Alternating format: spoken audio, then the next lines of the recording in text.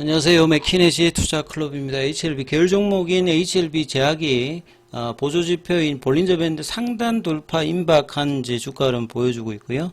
테라피틱스는 공시로 조달 첨가 125개, 코로나 백신제 보관 체계 구축 계약 공시가 나왔습니다. 자, 계열 종목인 생명과학, 제약, 테라피틱스, 글로벌까지 흐름 한번 살펴보도록 하겠습니다. 이제 기사 한번 살펴보면 이제 테라피틱스가 이제 조달 첨가 연말에 이제 이 코로나 백신 관련된 보관 체계 이제 구축 관련되는 부분에서 이야기가 이제 입찰 관련되는 부분에서 이야기가 나왔고요. 규모가 이제 125개 백신 보관 유통 계약 체계 구축 운영 계약을 체결했다.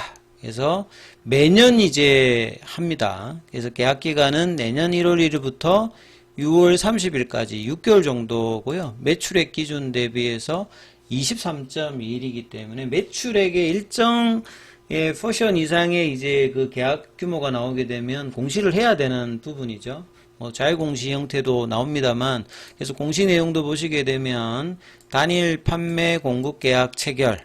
자, 항상 이제 이런 뭐 계약이 나왔을 때는 전년 이제 매출액 대비해서 어느 정도 비중인지, 그리고 이 부분들이 실질적으로 어떻게 이제 진행되는지는 반드시 좀 체크를 해야 되겠죠.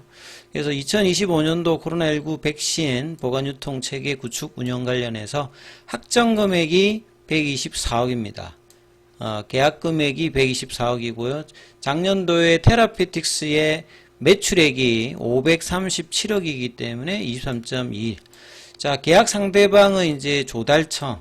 보통 우리가 이제 뭐 주식 상장된 기업들의 비즈니스 구조를 보게 되면 비즈니스 투 C가 있고요.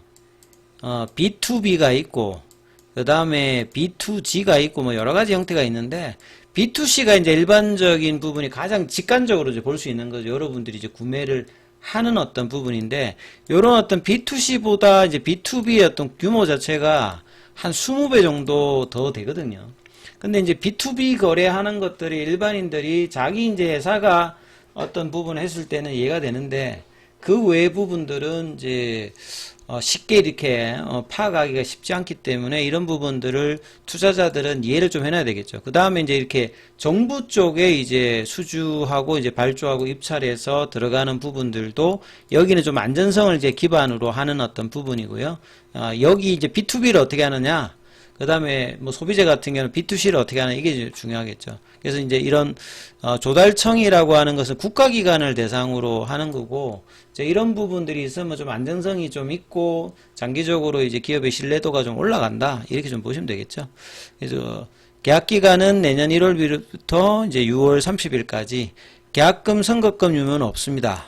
그래서 계약 진행에 따라서 국가를 대상으로 하는 거기 때문에, 그래서 이에 걸쳐서 그냥 청구하면 지급되는, 일반이 이제 사인인 뭐 회사를 대상으로 한다라고 하면 이제 계약금이라든지 이런 것들이 있겠죠.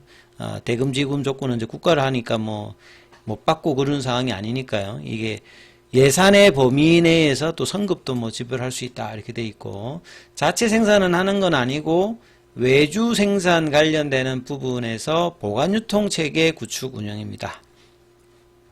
이렇게 이해를 하시면 될 것 같고, 그 다음에 글로벌도 이제 뭐 공시가 하나 나왔는데, 공시 내용은 이렇게 나왔습니다. 가족 친화 인증, 유효기간 연장, 인증 취소.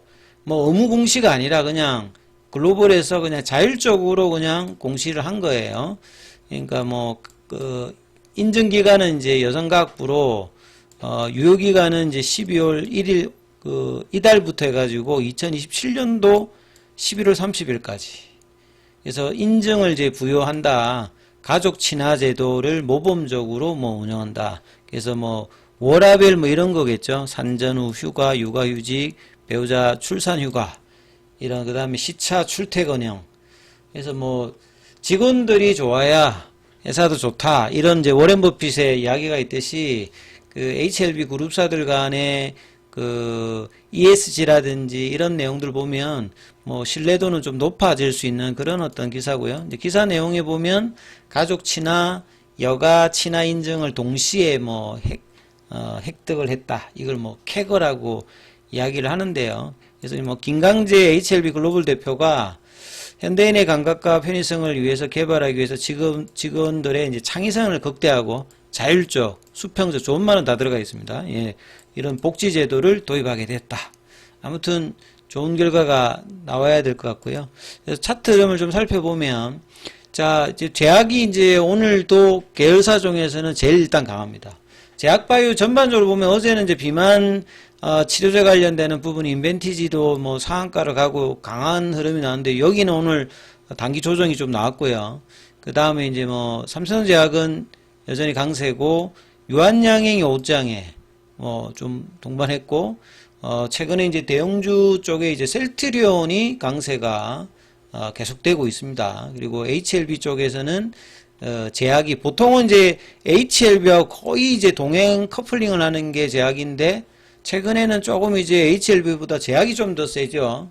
그래서 오늘 기준으로 볼린저 밴드 상한선 가격이 24,000원인데 그 23,400원대까지, 그러니까 한 600원 정도, 한 2, 3% 정도 더 올라가면 볼린저 밴드 상단 돌파가 가능한 구간까지입니다. 장중에 23,500원대까지 아침에 고가를 이제 2시 넘어서, 그러니까 계열 종목이 거의 이제 뭐 분봉으로 보게 되면 비슷한 흐름을 대부분 보여줍니다. 특히나 이제 거래량이 작았을 때.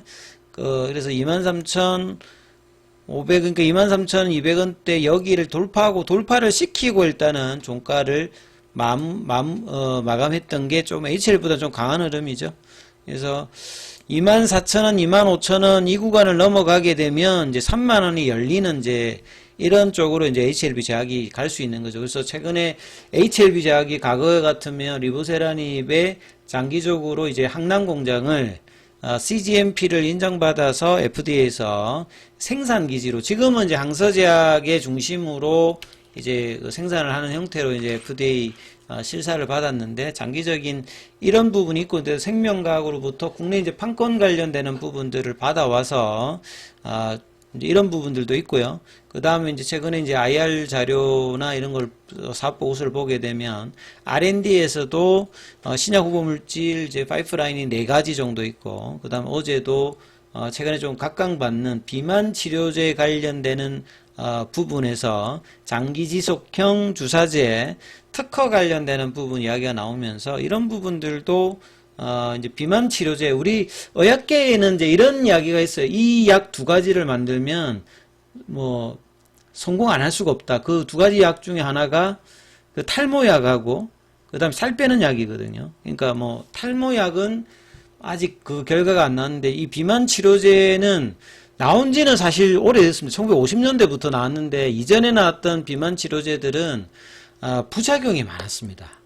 부작용이 많으니까 약효도 중요하지만 부작용 때문에 좀 어려운 부분이 있었는데, 노보노디스크의 이제 삭센다가 2014년도에 GLP-1 유사체 형태로 나오면서부터 이제 좀 시장이 좀 달라졌죠. 그러니까 이전에는 좀 더 경구형이었는데, 삭센다가 나오면서 이제 주사형제로 나왔고, 그래서 삭센다는 또 하루에 한 번씩 맞아야 되는데 이게 좀 불편했는데, 그래서 이걸 좀 개선한 위고비가 이제 그 뒤에 나왔죠. 위고비는 일주일에 한 번씩 맞는 거고, 그 감염 효과는 위고비가 좀 더 높고, 이런 차원에서 이제 1112의 마운자로도 나오는데, 이건 더 이제 체중 감소 효과가 뛰어난 부분들이거든요. 그러다 보니까 비만 치료제가 이제 각국에서 쇼티지가 나오면서 지금 핫한 어떤 부분의 상황이 있기 때문에 관련 특허 플랫폼을 가지고 있는 회사들도 수혜를 받는 거고, HLB 제약도 충분히 받을 수 있는데,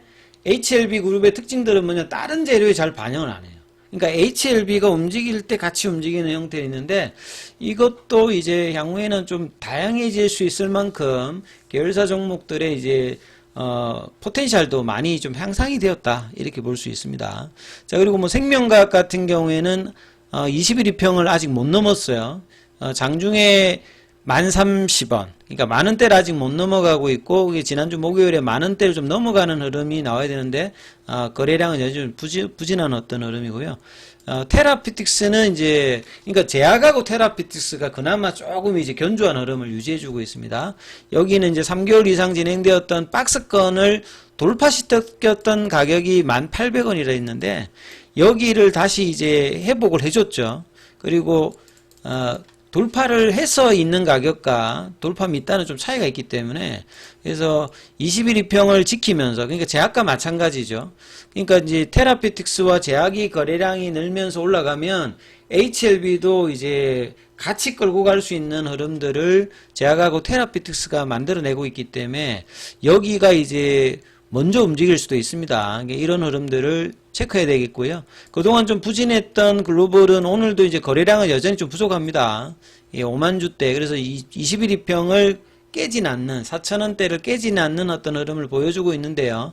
항상 이제 글로벌 같은 경우는 좀 앞에 이제 HLB, 생명과학, 제약, 테라피틱스가 움직이고 난 다음에 같이 좀 움직이는 후행성이 좀 있기 때문에 이 흐름이 있습니다만 그래서 목요일, 금요일 제약과 테라피틱스가 좀 더 세게 움직였을 때 상승폭이 좀 더 강화될 수 있는 어떤 구간까지 좀 들어왔으니까 이 부분 참조하시면서 흐름 챙겨보시기 바라겠습니다.